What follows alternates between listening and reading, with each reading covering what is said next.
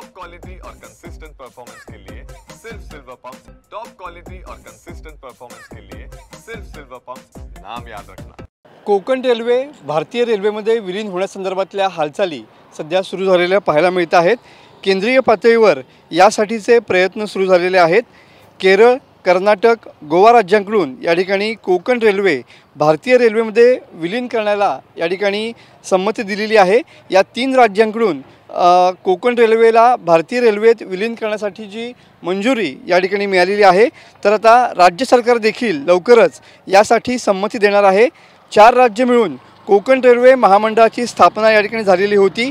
सध्या कोकण रेल्वे महामंडळ तोट्यात असलेलं पाहायला मिळत आहे आणि त्याचमुळे केंद्रीय रेल्वे मंत्रालयाकडून या ठिकाणी कोकण रेल्वेचा विलीनीकरणाचा प्रस्ताव जो आहे तो सादर झालेला आहे। 3 राज्यांप्रमाणे महाराष्ट्र राज्य देखील विलीनीकरणाला लवकरच या ठिकाणी परवानगी देणार आहे आणि त्यासाठी मुख्यमंत्री देवेंद्र फडणवीस सुद्धा या ठिकाणी अनुकूल असलेले पाहायला मिळत आहेत।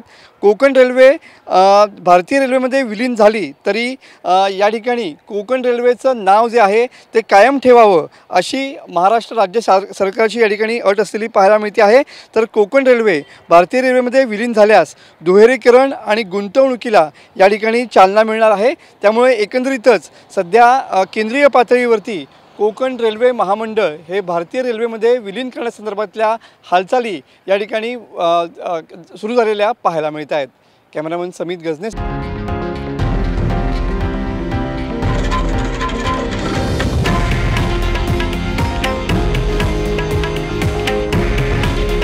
हे आहे देशातील नंबर 1 न्यूज नेटवर्क आणि आपण पाहत आहात TV9 मराठी।